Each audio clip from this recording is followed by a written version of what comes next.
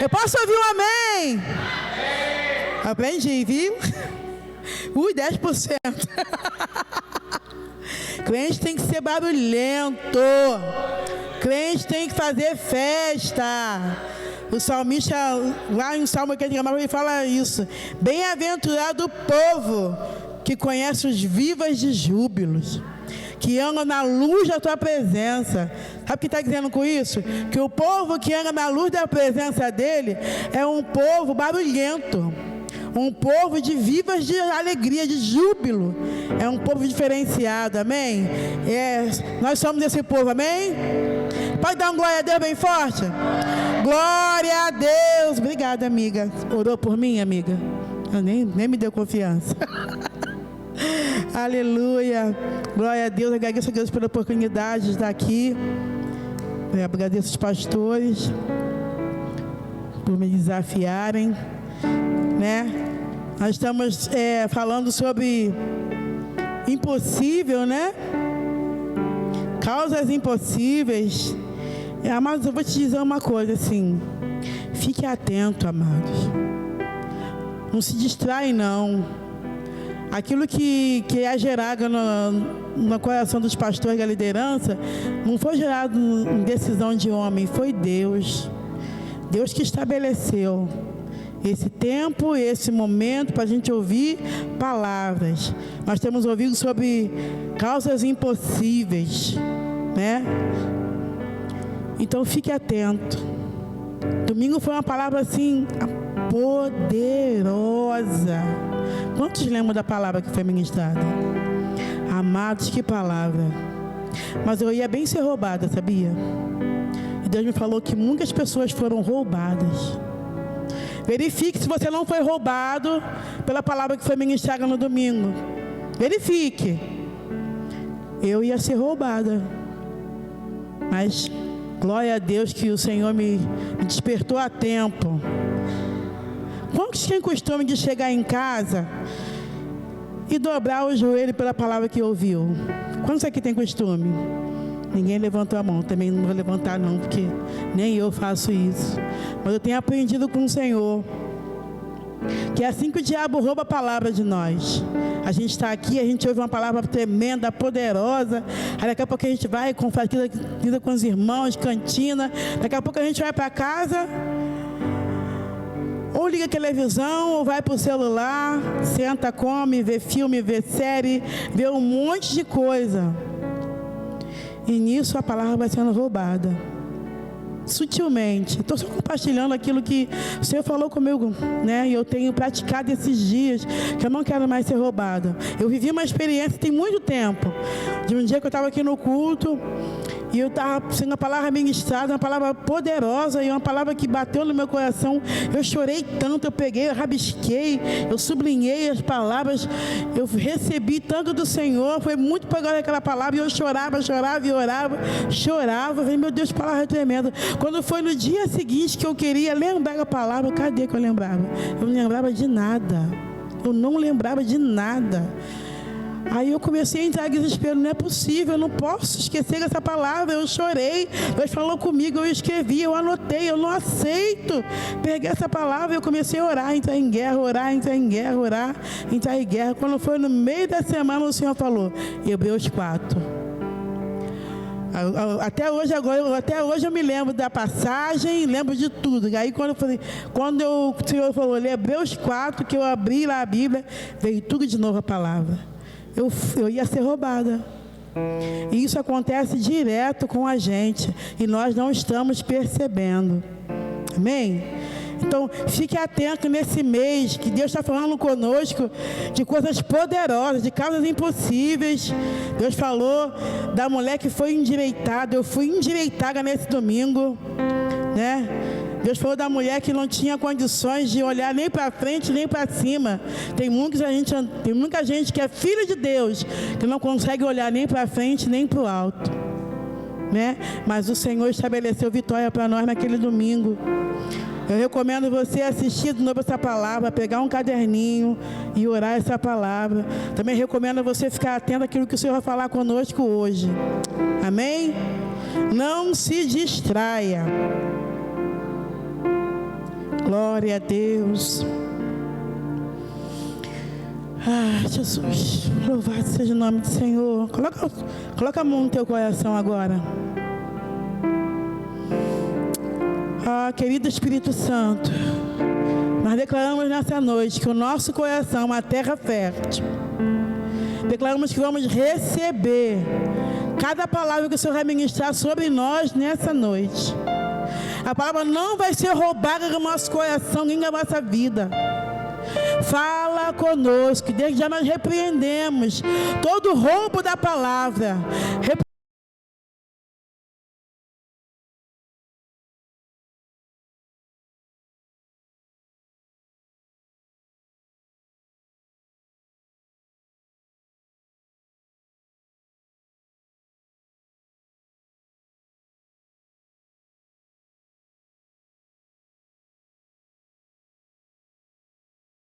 Em nome de Jesus, amém. Aplauda bem forte ao Senhor, bem forte, mais forte que você puder, porque Ele é digno. Ele é digno. Abre a sua Bíblia comigo em Mateus 17. Vou correr bastante aqui. Mateus 17. Diácono até falou sobre essa palavra na semana passada. Eu falei, puxa, o diaconizo vai pegar minha palavra. Puxa vida. Eu nem sabia, né, que eu ia ministrar, mas Você achou? Mateus 17, 14. Diaconizo Alexandre, eu falei contigo da versão que é da minha Bíblia? É revista atualizada? Você bota pra gente aí? Mateus 17, 14 a 21. É um texto bem conhecido, amados. Aleluia. Eu gosto das versões, essas versões antigas, tá? A minha revista é atualizada, Almeida. A versão dos velhos. A gente aprendeu lá na sexta-feira, né, pastor? Versão dos velhos. É o que mais se aproxima do original. Eu sei que tem nova versão NVI, NV não sei o que, NVT, mas a versão dos velhos é bom, gente. É a minha versão, é a que eu gosto. Aleluia. Vamos ler aqui, vamos ler do 14 até o 21, tá bom? E quando chegaram para junto da multidão, aproximou-se dele um homem que se ajoelhou e disse: Senhor, compadece de meu filho, porque é lunático e sofre muito, pois muitas vezes cai no fogo e outras muitas na água.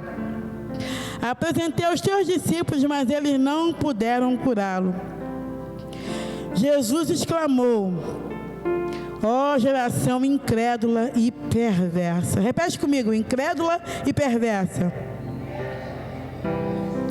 Jesus exclamou: ó geração incrédula e perversa, até quando estarei convosco?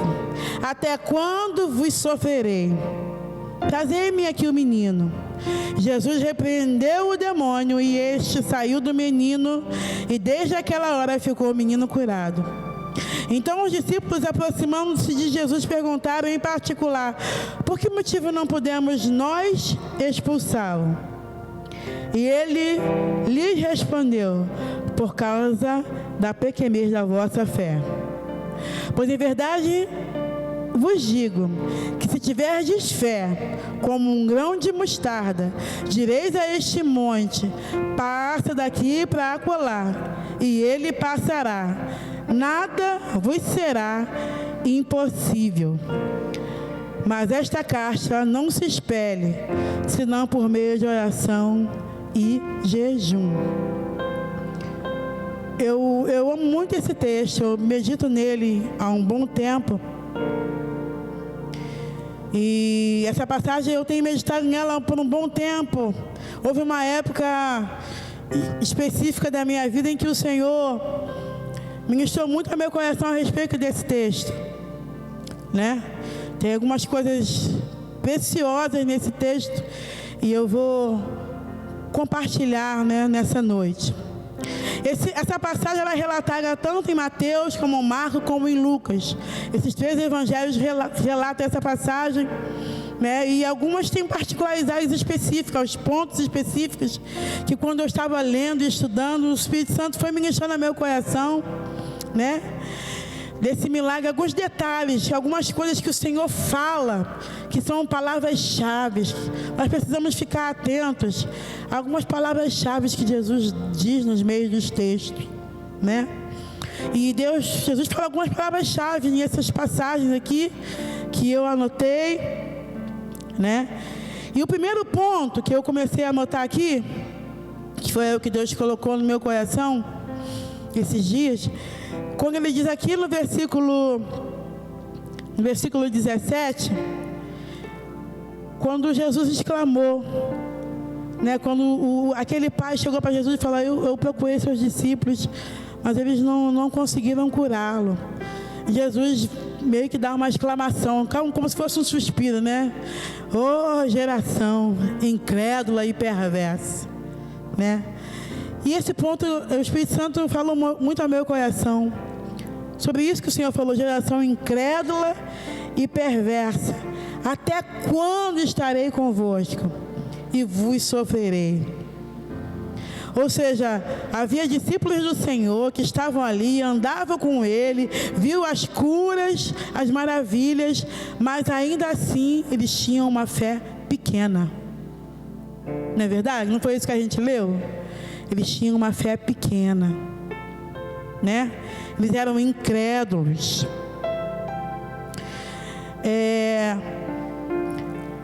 E a incredulidade é algo assim terrível, amados. Ele fala geração incrédula e perversa. Ele não fala só incrédulo, ele fala incrédulo e perverso, para a gente sentir como é danoso a incredulidade, né? A gente fala assim: a incredulidade, eu creio. Mas às vezes, amados, a nossa fé está pequena. Às vezes existem situações em que nós nos apresentamos incrédulos. E aí Jesus fala aqui: ó geração, até quando eu estarei convosco e vós sofrereis? Até quando o Senhor vai estar conosco, do nosso lado, e a gente ainda está incrédulo, padecendo com situações? Está dando para entender, amados? Essa palavra é para mim também, para nós nessa noite. Em Hebreus 3:12, pode colocar aqui para a gente? Quando eu estava lendo esse versículo, essa exclamação de Jesus, eu me lembrei do texto de Hebreus 3:12, que diz algo tremendo. Bota aí, vamos ler junto, abre aí. Não, pode botar aqui no telão que a gente vai ler junto. Hebreus 3:12. Hebreus 3:12. E quando eu estava lendo o texto, estudando, Deus me lembrou esse versículo. Vede, irmãos, que nunca haja em qualquer de vós um coração mau e infiel. Essa versão é Almeida corrigida, a minha é Almeida atualizada. Eu vou ler aqui na minha versão. Olha o que diz aqui: tende cuidado, irmãos, jamais aconteça, ao ver em qualquer de vós perverso coração de incredulidade. Perverso coração de incredulidade, que vos afaste do Deus vivo. A minha é Ara, tá? Almeida Revista e Atualizada. Vendo como é que algumas versões mudam um pouquinho? E aí, né? Mas o Senhor é bom. Então, o que o texto está dizendo? Que a pequena fé e a incredulidade, ela nos afasta do Deus vivo. Ela nos afasta do Deus vivo. Não é verdade? Veja, irmãos, que nunca haja em qualquer um de vós um coração mau e infiel, para se apartar do Deus vivo. né? Ali fala mal e infiel. Aqui fala perverso coração de incredulidade. A mesma palavra que Jesus falou lá em Mateus 17. Perverso coração de incredulidade, que vos afaste do Deus vivo. Amém? A incredulidade te afasta de Deus. A incredulidade te afasta dos milagres que o Senhor tem para a tua vida, para a tua casa, para a tua família. É algo muito sério, é algo muito perigoso, né? Porque a incredulidade, amados, ela é muito sutil. A gente pode ser incrédulo sem saber que é incrédulo. E eu me descobri incrédula, pensando que eu era crédula, né? E o Senhor foi me ensinando. Amém? Nós precisamos vencer a incredulidade. E o segundo ponto que me chamou muita atenção, isso relata lá em Marcos, né? A gente não vai ler, por causa do tempo. Em Marcos, é a mesma passagem, mas tem alguns detalhes interessantes.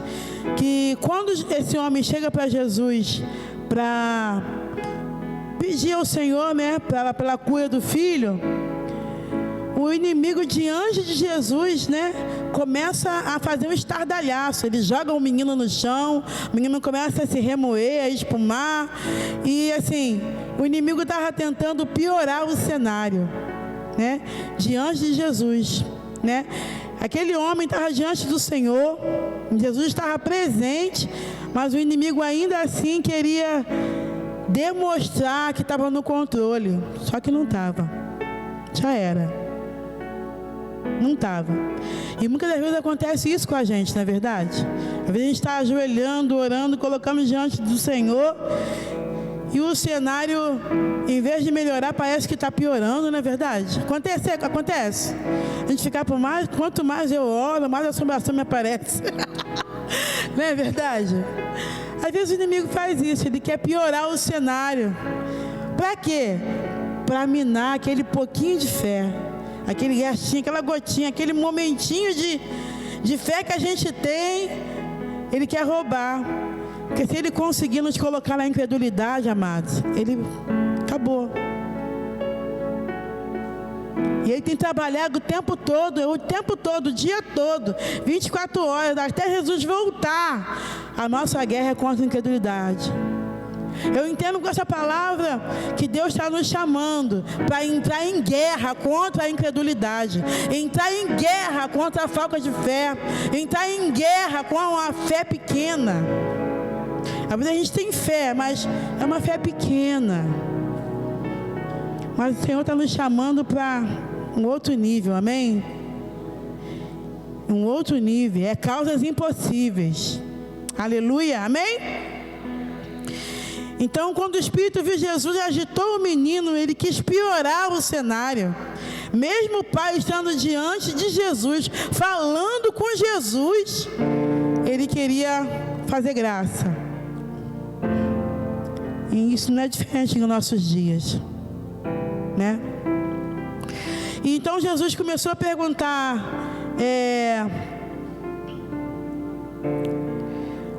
Jesus perguntou, quanto tempo que esse menino está assim? Ele responde, desde a infância. Então, olha quanto tempo, amados, aquele pai vivia essa situação. O texto diz que é um jovem, né? Então, desde criança, desde a infância, adolescência, juventude, vivendo aquelas mesmas guerras, aquela mesma batalha. Mas Jesus entrou em cena. Jesus entrou na casa. Jesus entrou na história.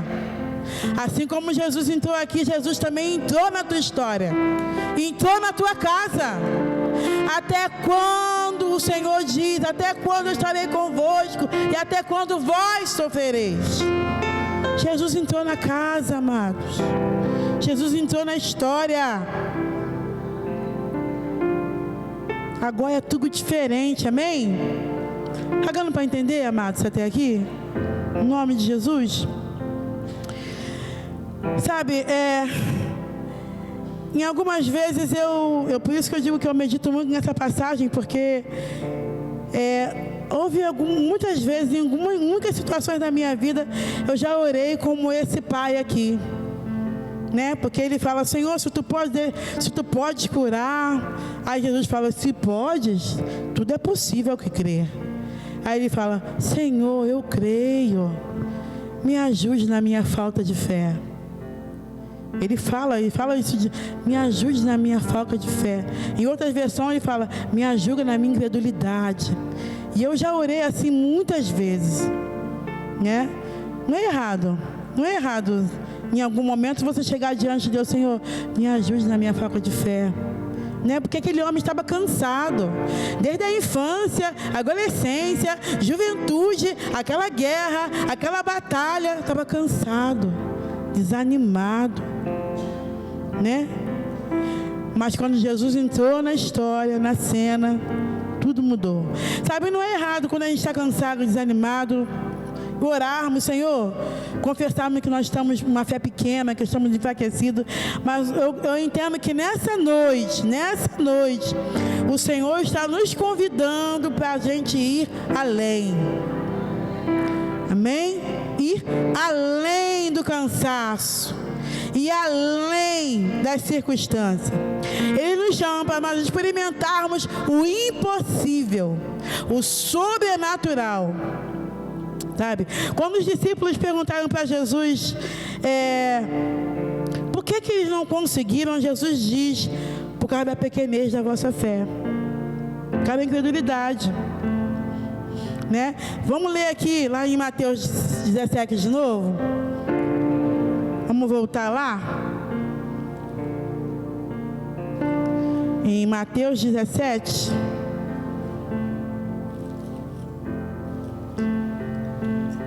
Estou correndo bastante aqui. Em Mateus 17, versículo 20 e 21. Quando eles perguntaram: Senhor, por que a gente não conseguiu expulsar? Aí ele respondeu: por causa da pequenez da vossa fé. Pois em verdade vos digo que se tiverdes fé como um grão de mostarda, direis a este monte: passa daqui para acolá, e ele passará. E olha aqui o que Jesus diz. É isso, mais uma palavra-chave que o Senhor fala: nada vos será impossível. E esse foi o título que Deus me deu nessa noite, né? Eu sou muito ruim de título, então Senhor, me dá um título. Qual é o título? O que o Senhor quer falar, Senhor? E fala aí. E ele falou: nada te será impossível.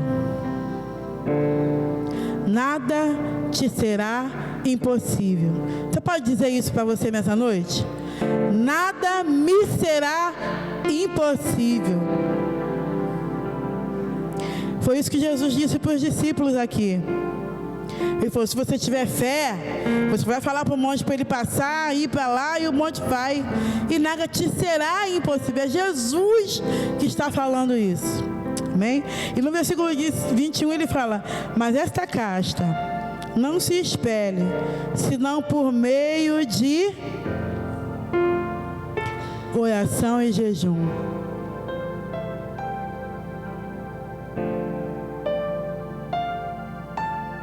E quando a gente ouve casta aqui, além de ele estar falando de casta de demônios, ele também está falando de casta de incredulidade, casta de pouca fé. Então, o Senhor nos convida nessa noite para ir além, para viver um tempo onde nada nos será impossível. Mas nós precisamos nos render a um tempo de busca com o Senhor, a um tempo de jejum e oração, um tempo de estreitarmos a nossa intimidade, comunhão, relacionamento com Ele. Amém? Jejum e oração. Discurso de oração é o mais vazio que tem, né? Porque, assim, é bom orar, irmão? Levanta a mão quem acha que é bom orar. Quando a gente gosta, a carne gosta de orar. Ninguém vai rindo orar. Ai, aleluia, glória a Deus, eu vou orar agora. Não, a nossa carne não quer. Mas nós precisamos. Nós necessitamos de oração e de jejum. O jejum não é para mudar Deus. O jejum é para mudar você. O jejum é para mudar a mim. Eu vivi um desafio aí há um tempo atrás. Ai, meu Deus. Desafiada a fazer um jejum, um longo jejum de muito tempo. Nunca tinha feito, gente, na minha vida. Um jejum de muito tempo. Mas como foi interessante esse período de jejum, porque eu pude ver como a nossa carne ela é selvagem, ela é terrena, né? Paulo diz que a nossa carne é vil, terrena, animal. Tem versões que falam que é até demoníaca, né? Essa é a nossa carne. E é essa carne que nós precisamos fazer jejum, sabe? Confrontar a carne. Tirar o conforto da nossa carne. Para quê? Para que a gente comece a ser mudado, ser transformado, ser edificado, ser alinhado ao coração de Deus. Para que a nossa fé comece a ser solidificada, para que a incredulidade não encontre espaço na nossa vida. Amém? Quanto mais oração, mais jejum, mais o Senhor revela, mais o Senhor mostra, mais autoridade no mundo espiritual nós ganhamos. Está dando para entender? E é isso que aconteceu com os discípulos. Essa caixa não se expele, senão por meio de oração e jejum. Amados, nós estamos em guerra espiritual. Até Jesus voltar, existe uma casta ao nosso redor. E se a gente não nos atentarmos para um tempo de busca, de oração, de jejum, de estreitamento com o Senhor, vai ficar complicado, amados. Está dando para entender? Amém? Em nome de Jesus, o Senhor nos convida hoje para entrar em guerra contra a incredulidade, para entrar em guerra contra o inimigo que tem se levantado contra a minha e a tua vida. Entre em guerra, amados, porque maior é aquele que está conosco. Foi aquilo que o Senhor disse: há quanto tempo eu estarei com vós e vós sofrereis. Amém? Eu não sei qual é o seu impossível, mas entenda, amados, entenda hoje, nessa noite. O mesmo Jesus que entrou aqui no cenário deste homem é o Jesus que entrou na tua história, que entrou na tua casa, que entrou na tua família. Jesus entrou na cena. Jesus está conosco. Amém? E o inimigo tem que sair. E a incredulidade também tem que sair. E a incredulidade, a falta de fé, amados, ela é muito sutil. Porque o crer depende daquilo que você faz com aquilo que você ouve. Você ouve uma orientação, você ouve uma palavra. E conforme a tua reação, demonstra no mundo espiritual se você creu ou não. Está dando para entender? E muitas vezes a gente ouve uma palavra poderosa e a gente fica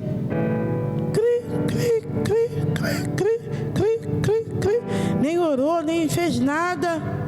Acabou, irmão. Já entrou em incredulidade, já acabou, já perdeu. Isso tem acontecido com a gente o tempo todo, comigo também. O tempo todo. Amém?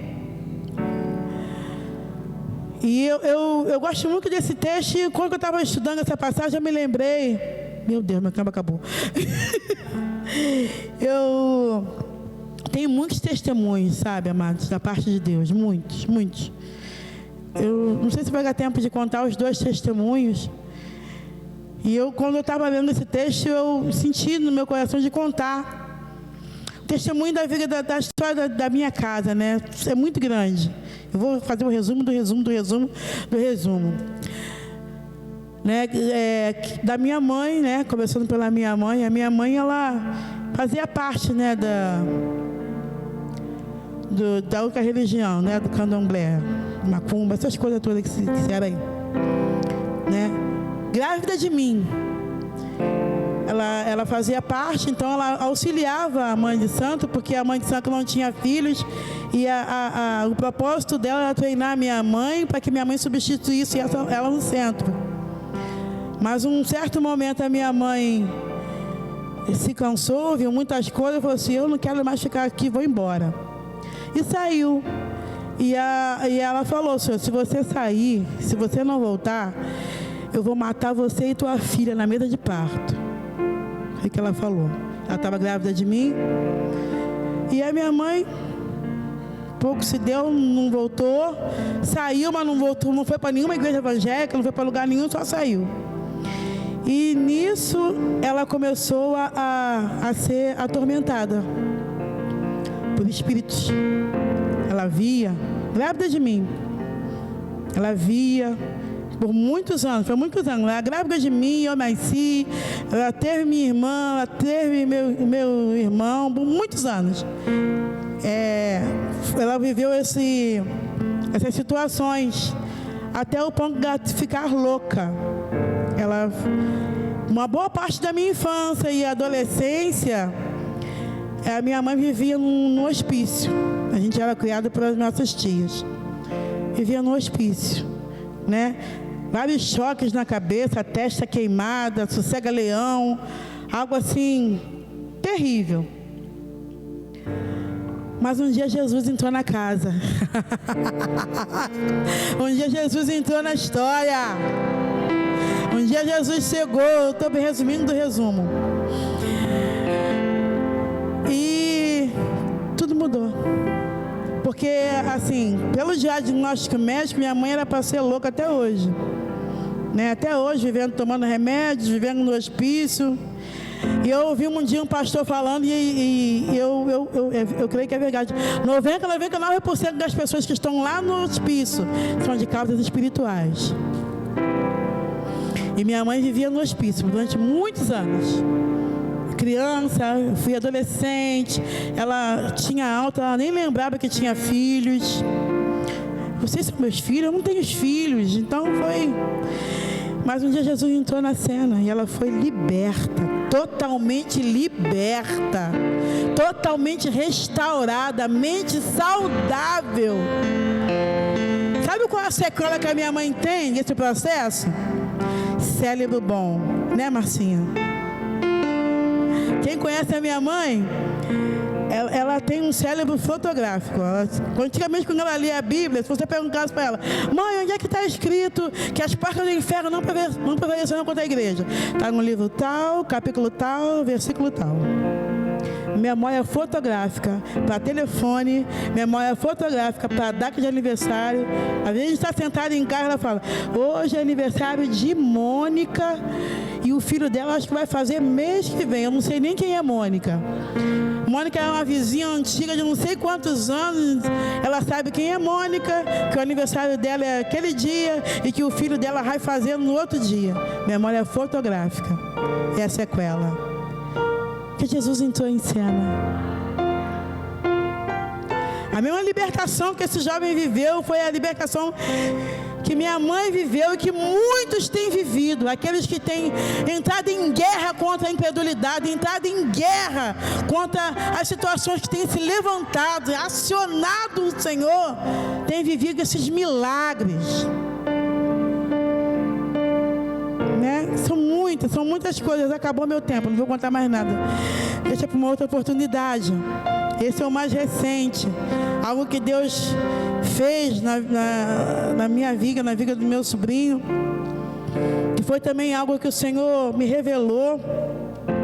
E eu comecei a entrar em guerra. Não. E o Senhor fez milagres. Algo que parecia impossível. Impossível. O Senhor fez. porque Deus não mudou. O mesmo Deus que a gente lê aqui nos evangelhos, o mesmo Deus que libertou esse jovem, o mesmo Deus que tem quebrado cadeias, arrebentado grilhões, curando, é o mesmo Deus que está conosco, que entrou na nossa vida, entrou na nossa história, Ele entrou na nossa casa. Então, nada te será impossível. Nada se será impossível se você entrar em guerra contra a incredulidade. Nada te será impossível se você buscar mais intimidade com o Senhor. Nada te será impossível se você ativar a oração, o jejum, a busca. Deus vai te revelar coisas tremendas e poderosas. E vai acontecer com você aquilo que Ele falou para os discípulos. Quando você tiver fé, quando você vem romper, viver um tempo de oração, de jejum, de busca, você ativar a sua fé, você vai dizer para esse monte, passa daqui, vai para lá, e ele vai. E nada te será impossível. Nada te será impossível. Mas, amados, nessa noite o Senhor nos convida a entrarmos em guerra. Em guerra contra a pequenez de fé, a fraqueza de fé, em guerra contra o inimigo, porque o nosso Deus é maior e Ele está conosco. E Ele pergunta para nós nessa noite, igual para os discípulos: até quando eu estarei convosco e vós sofrereis? O Senhor está conosco. Guarda essa palavra, nada te será impossível, porque é Jesus que está falando. Mas, amados, entre em guerra, entre em guerra, entre em guerra, ore, jejue, fala com o Senhor. Amados, pega a Bíblia, dobra o seu joelho, cai para dentro da guerra. A Bíblia diz: sujeitai-vos, pois, a Deus, resisti ao diabo, e ele fugirá de vós. Mas o ponto-chave para ele fugir é se sujeitar a Deus. O Senhor nos chama nessa noite para viver um tempo de nos sujeitarmos ao Senhor, nos sujeitarmos à palavra. A gente não precisa fazer muita coisa, não precisa gritar, sai, sai, sai, não. Só o ponto de você se sujeitar a Deus, você já está resistindo ao diabo. Essa é a maior resistência. Sua obediência, a tua sugestão, a tua sujeição, a sua busca, a sua oração, o seu jejum, o seu matar a carne, e ele fugirá da tua casa, da tua família, para a glória do Senhor. Aplauda bem forte ao Senhor, guarda essa palavra no coração. Aleluia, pastor, obrigado.